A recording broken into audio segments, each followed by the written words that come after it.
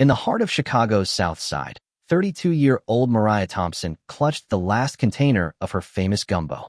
The cold wind whipped through the cracked windows of her aging food cart, Mama June's Kitchen, painted in faded yellow letters. Her stomach growled fiercely.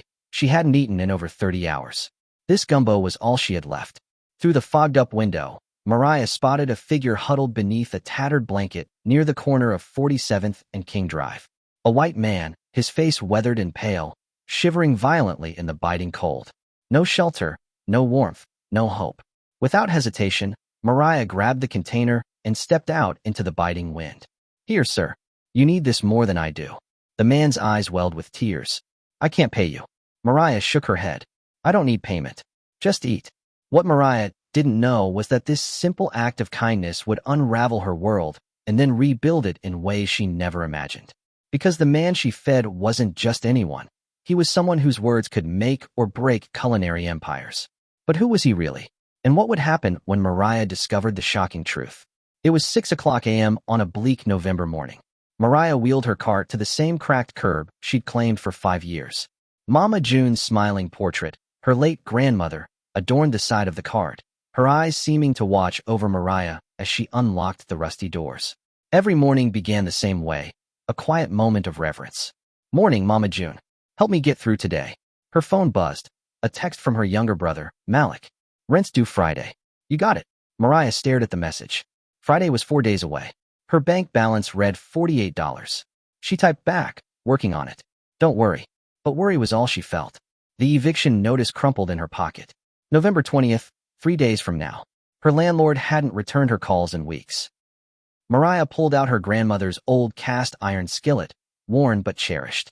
Mama June had taught her everything in that tiny kitchen. "Cook with your soul, baby. The rest will follow." Her heart ached. The prep began, dicing onions, celery, and bell peppers, the holy trinity of every gumbo recipe Mama June ever made. Her eyes stung, but it wasn't just the onions. Her phone rang. It was her mother. "Mariah, honey, I'm sorry to bother you so early. The insurance won't cover my heart meds this month.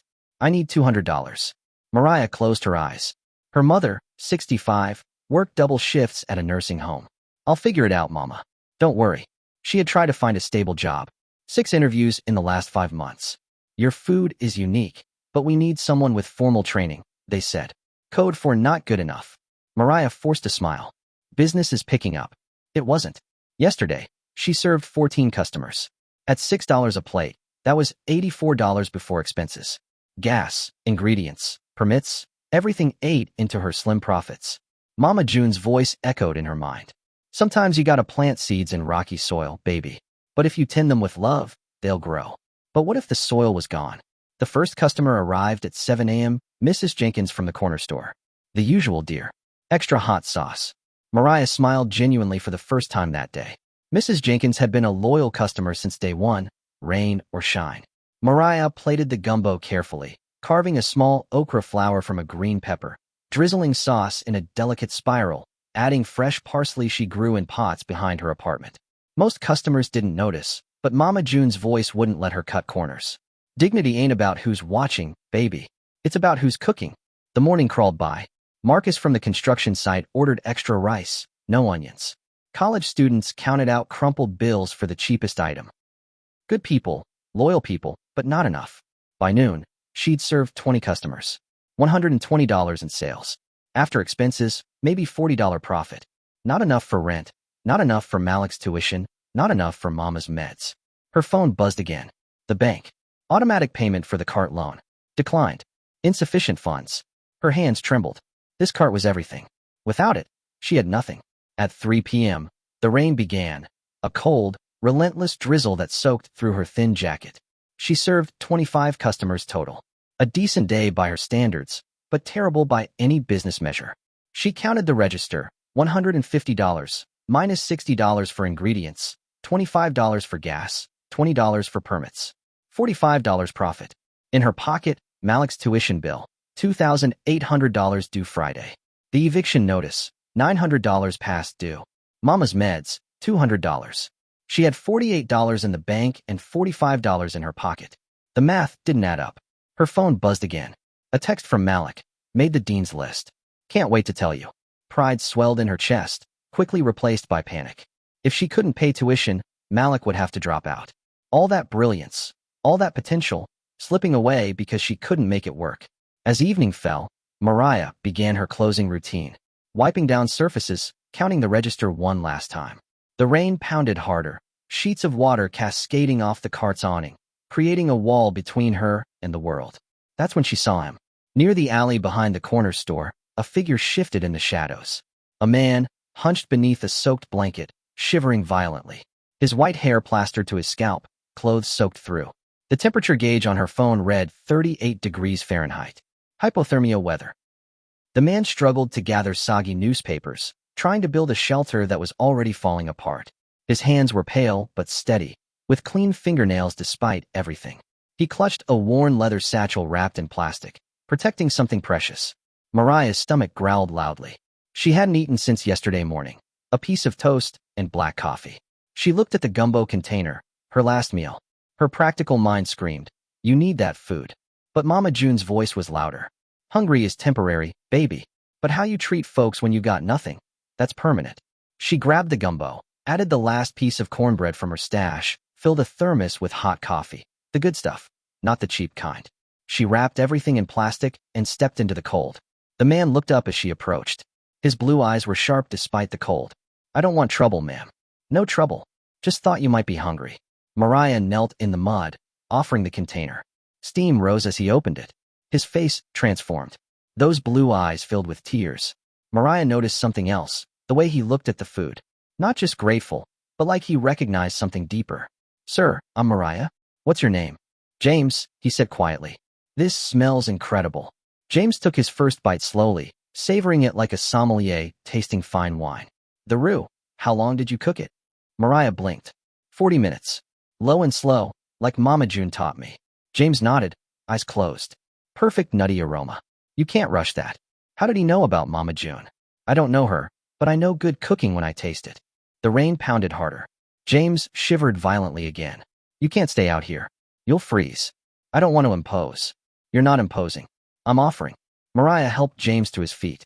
Inside the cart, James looked around with sharp eyes, noting her knife skills, ingredient organization.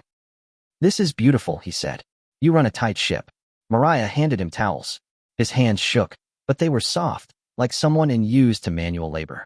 She noticed dark ink stains under his fingernails. "What do you do, James?" "I worked with food a long time ago." James poured coffee into a paper cup. "This is good. Really good. Not diner coffee. I buy the expensive stuff. Quality matters." They sat in silence as the storm raged. James finished the gumbo but kept studying it. The presentation, the garnish, the radish flour. "You plate like you're feeding critics." Mama June said every meal should be special. Doesn't matter if it's $6 or $60. James's expression darkened. "That's criminal waste, talent like yours going unnoticed." Mariah was surprised by his intensity. "You okay?" "I've seen too much wasted talent." The storm finally eased. James finished his coffee and stood. "I should go." "Where will you sleep?" "I'll find somewhere." Mariah pulled out her red blanket, the only warm one she had. "Take this." James accepted it like gold. "And keep the container. Bring it back if you're ever nearby." "Why?" "Because sometimes angels come dressed as strangers." James handed her a water-damaged business card. "James Morrison, food consultant." Mariah tucked it away, unaware it would change everything.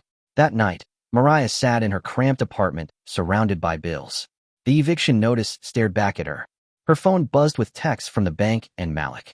She had given away her last meal to a stranger who might hold the key to her future, or her ruin. Days passed. Mariah's sales dwindled. Hunger gnawed at her. Malik called, tears in his voice. "If tuition isn't paid by Friday, I have to drop out." Her mother confessed she'd skipped meds to save money. Then, a sleek black sedan appeared near her cart. Tinted windows, expensive. It lingered for hours. Someone was watching. On Thursday evening, James returned, cleaner now, wearing a tailored coat. He climbed into the cart. "How are you holding up?" "Fine," Mariah lied. She'd lost weight. Her hands shook. James pulled out a thermos. "Soup. Homemade." The rich aroma hit her like a lifeline. "I made it." Mariah's hands trembled as she sipped. James revealed the truth. He was James Morrison, editor-in-chief of Global Culinary Review, a food critic whose opinion could launch or destroy careers. He'd been undercover, living on the streets to discover hidden talent. Mariah's blood ran cold. So this was all a test? The gratitude was real. The hunger was real. But I was testing your character. Mariah exploded with anger. I've been starving because I fed you. My family's falling apart. James listened quietly. I failed my grandmother, my family, the industry. But you have something rare. Talent and integrity. James offered Mariah a partnership. A feature story in the December issue, investment to upgrade her cart, expand to multiple locations, a cookbook, a spice line, even a restaurant chain. You keep creative control. Mama June's legacy stays pure. Mariah's mind raced. Could she trust this stranger? Could she believe in a dream so big? The article dropped. By morning, thousands shared it. Food bloggers, news outlets, even celebrity chefs praised her gumbo. Lines formed at her cart. Media crews arrived. Her life transformed overnight. Months later, Mariah opened Mama June's Table, a warm, welcoming restaurant honoring her grandmother. Prices stayed affordable. Every Tuesday, free meals were served to the homeless, with dignity and respect. James became a close friend and mentor. Together, they launched a foundation to support undiscovered chefs. Mariah's brother graduated debt-free. Her mother retired, volunteering at the restaurant. 1 year later, on a freezing November night, Mariah spotted a frail woman outside the restaurant, lost and confused. Without hesitation, she brought her inside, served her gumbo with care. The woman was identified as a former city mayor with Alzheimer's, wandering alone. Mariah's story became a beacon of hope, a reminder that kindness, even in the smallest acts, can change the world. In the end, it was never about the gumbo. It was about the love that seasoned it. And in a world too often cold and disconnected, Mariah's story proved that compassion, courage, and authenticity still have the power to transform lives.